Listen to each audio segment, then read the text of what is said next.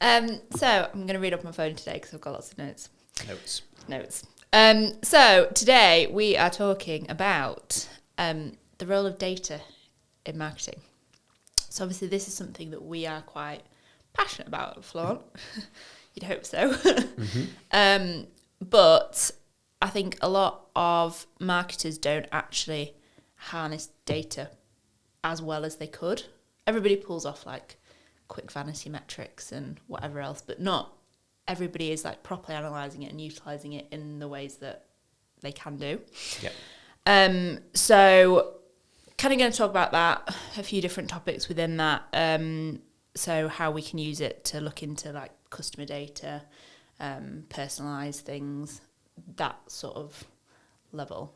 So the first thing, I guess, is a pretty obvious one, but how much data has changed with marketing going digital. So once upon a time, you had maybe like an advert in a newspaper or a magazine that would be printed, and you'd get very little stats in terms of who is coming to your product from that, or data around who those people might be, where they've come from, what's inspired them, at what point they've actually come back and engaged with your brand. So, I mean, it's a pretty obvious topic to start with, but a lot of particularly old school brands haven't realised how much they can actually get. Yeah. I think that there's been experimentation with bigger brands where they've tried to mirror offline campaigns to collect the data and compare without being able to truly connect the dots. Yeah. But I know that there are people, I think Omnicom are just coming out of beta with a product that does connect the dots. So it basically takes the offline above the line activity and gives you the same sort of level of insights right through to closing the loop. Yeah.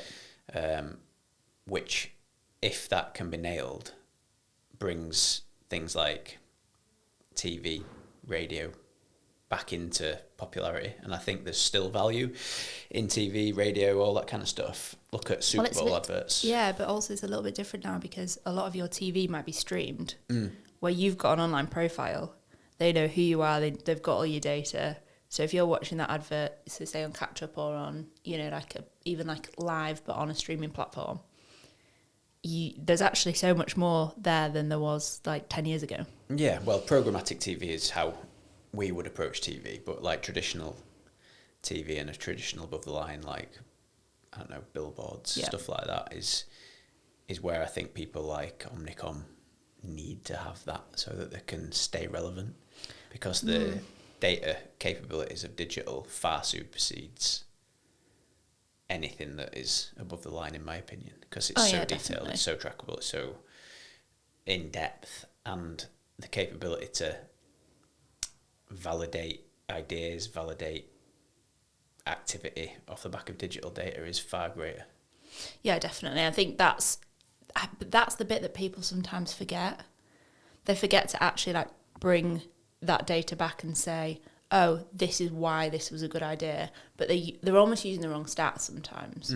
So a lot of it's around how big it got. Yeah. And I think this has come from things going digital, is this viral campaigns. And that's what people almost tend to like aim for. It's the same with like social media. People aim to like go viral when actually that should never be your target day to day. Yes, there is the odd campaign where that might be your objective, but the majority of things shouldn't be about how many people have seen them. It should be about the quality of people that have actually done something off the back of it. And I think that's the bit that people forget a lot. Yeah, I mean, that comes up using SEO as an example. Hollywood keywords. Yes.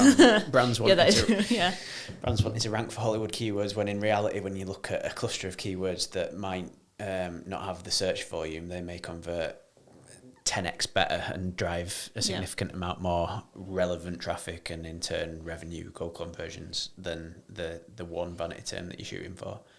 I think that kind of proves that point.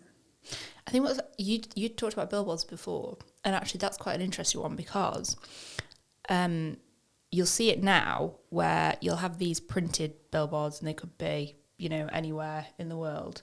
But they actually now have this, like, almost their own, like, mini campaign for the billboard itself.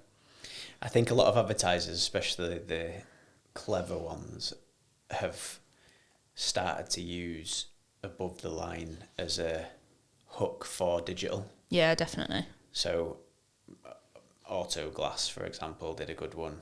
Yeah. Which got loads of PR coverage. Yeah, was that the one where there was something had fallen, like, through the car? Yeah. Yeah, and they had the billboard, which was great. There was another couple of ones that I've seen recently that are taking that approach and then tying it back through digital PR. So coverage, obviously, you can track the traffic. It's you know clever. that you can link it back to the activation. It's because what's actually happened is nobody would ever be able to tell you where that billboard actually was, but they've seen the picture of it online and they've seen it shared, and it almost creates this. It's a bit more. It feels more organic because a lot of it is people sharing it off their own back. It's not, you know, something they're necessarily engaging with through a brand account. They're often appearing, like, elsewhere, as, like you said, it's like very much a PR thing. But there's also a lot of, like, personal accounts that then would share that because they can see. So the power of something like that, a lot of them aren't even real billboards, they're just mock-ups. Which that's is brand though, isn't it? Yeah, it is, definitely. But the way that's changed, that you now actually have, you know, stats from something that once upon a time was just, you might get numbers. That's how you'd sell a billboard. You'd know this many people passed this billboard every day. Yeah. Eyeballs. Views. Yeah. Yeah. Whereas now you could actually have a whole set of metrics related to that one billboard off the back of decent marketing, basically. Yeah. I think as technology progresses as well, things like billboards, beacon technology is going to be something that I think will be introduced in that arena. Like, if you can still track anonymized data, but validate that those numbers that you have had historically are actually true. Yep. Like people driving past a billboard, Yep. tied into their phones, which obviously how many billions of people have Gmail. You don't need to know that person's personal data, but you can validate whether they're driving past that billboard. Yeah, you can validate numbers. Definitely. So, just see where we are in my notes.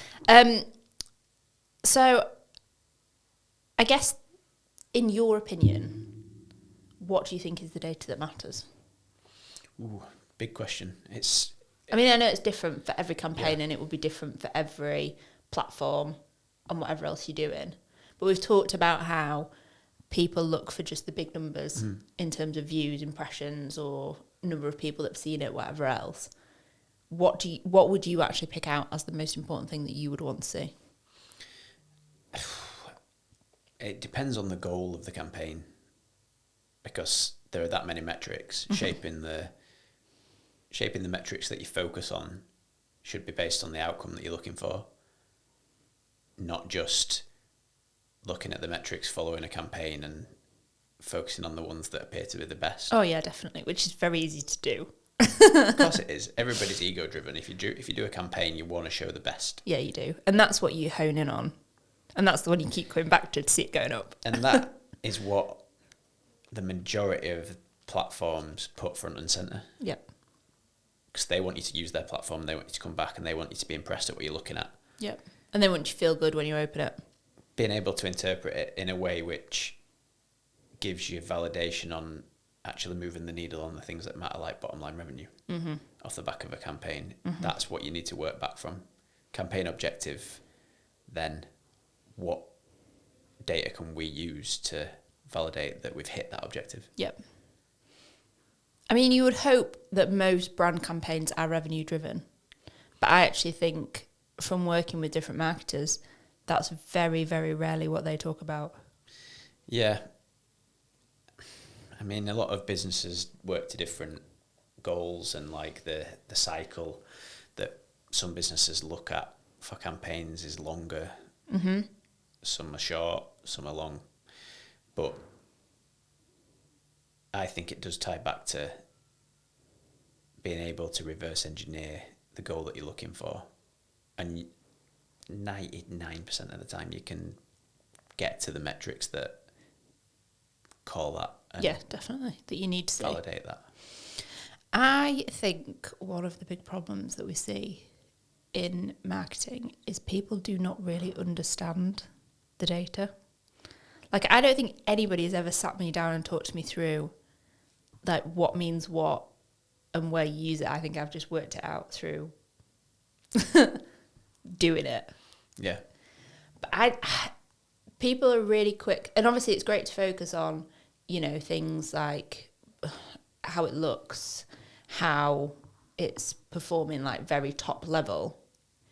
But people often forget to actually dive into the more detailed bits. And I think often it's not necessarily that they've forgotten, it's that they don't really understand it. It's curiosity. A skill that I hold in quite high regard is curiosity. I look for curiosity in everybody because I think that is the next step beyond those initial metrics that you get presented with. And then obviously having an understanding of how to use the data from the platforms that you're looking at helps you think, that's not really what I want to see, because you know the capabilities. I think that's the other thing. If you don't understand the data, often it's because you don't understand what you're going to do with it. Well, yeah, that, and you don't know whether if you've got a question of something beyond the metrics that you're looking at and you don't know whether you can take it to a next step because you don't know the capabilities of the platform, then that's going to be a blocker as well. Yeah. But people are it's also about who you're presenting to. Mm-hmm. If they say you're presenting to, like, I don't know, board level, and they don't necessarily have a data-driven background, so they don't really understand it, you're not going to go in with those stats. That's where it comes down to communication, though, doesn't it? If we're an agency and we're working with a CMO that's reporting into a board, we will make sure that we provide the metrics or the data that they need to put in front of that board to then get them to understand it without it needing an explanation. The art in data is presenting it in a simple way. Oh yeah, definitely. Because if you just pulled off like a Google Analytics report and put it in front of people for the goals that you'd put in for the campaign, most people look at it and be like, what? They wouldn't get it, because also a lot of the time you've tailored that to what you're personally looking at. And that might be a little bit, although yes, it should be aligned for a campaign, that might be a little bit different for everybody that is working in that campaign that is looking to pull off reports as well. Everybody might be looking at something slightly different because everybody will be drawn to a different metric, even if it's only a slight change. So, yeah, I think that is a very good point, actually, how you present the data and how you tell the story through the data as well. I think that goes for a lot of things. Product, making something that's complex act simple is really hard. Yeah, definitely. Do you think, well, we have to touch on it, cookieless browsers? I'm not worried about it. I think all that really means is that you're going to start having to work with cohorts. Data collection, anonymised data collection is still valuable. Mm-hmm. That's it. That's all. Well, yeah, because you're still going to be able to collect anonymised data, right? So you're not going to be able to get names, ages, probably. So it just basically takes out any personalisation you might be able to take from your data or put into your next campaign. I would argue not as much as people probably are worried about. No. Because to be fair, it's not actually often you would ever use that or have need for it.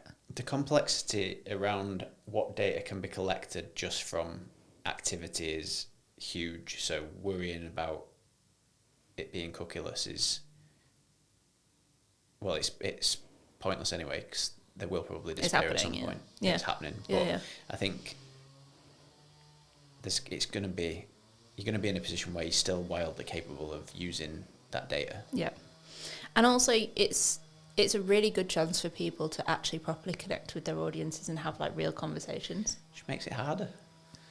But then you've got people like Airbnb that have got a platform where you sign in, you give permission. Mm-hmm. Then when they have permission, they can tailor your experience with that brand, which is a better experience. Airbnb have nailed it. But that then puts more emphasis on brand. Yeah. Because you have to build that trust. Another really good one is Spotify Unwrapped. Mm-hmm. That is one of the cleverest data-led marketing campaigns that there has ever been, I think. Simple. Yeah, it's really simple, and nobody looks at it in terms of, oh my God, they know all that about me. Everybody just looks at it like, I'm gonna shout about this. So they even get off the back of it all this support, which through like user-generated content. But you don't give a shit that they know that about you because you trust the brand. Yeah. Because they've delivered a service that is providing value. And it's giving you something back. It's the same Netflix, Yeah. Airbnb, Spotify. Anyone in that sort of arena that's done it well or is doing it well is how it should be done. In my opinion, Airbnb are probably pinnacle of brand-led and then using the data that they've had by permission to create an experience that further enhances their brand. Yep, definitely. That's what the future looks like in terms of cookieless. Yeah, and that's what people should be. They should be doing it now. Yeah, they should have been doing it a while ago. Yeah. Yeah. Anything else you want to add on this topic? No, it's not something I spend too much time worrying about now. It was a shocker, wasn't it, when Google's like, we're going to move to cookieless, and then they put it back because they couldn't figure it out. But I think now,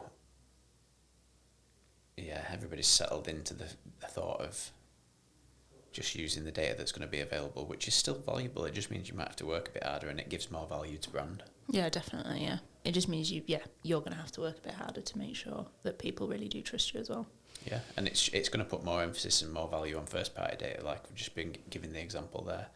Email's probably going to have a resurgence because that list is going to be people that I think it already is. Showing a vested interest. Yeah, it gets slated, doesn't it, email, but... We've seen brands already that have had to start already pulling on that because of other things that have changed. So like the HFSS, is that what it is? HFSS laws? Yeah. Is that it? Yeah. I think so, yeah. As I said that, I was like, are they the right letters? Has really changed how a lot of like confectionery brands are able to market.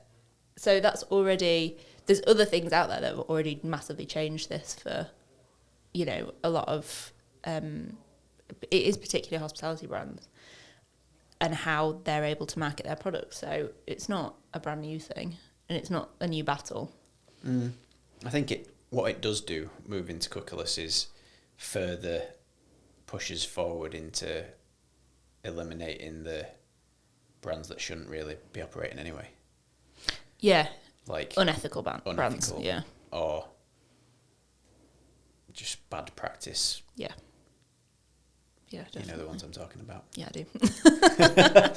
We won't name names. Okay, very good. I think that's about all I've got, I like data. I know you do, that's why I picked this topic. I like data, it's good. Well, hopefully all marketers should, but they don't actually. Yeah, it's an intimidating field because it's vast. That's the problem. I think the key is breaking it down into the little bits, though.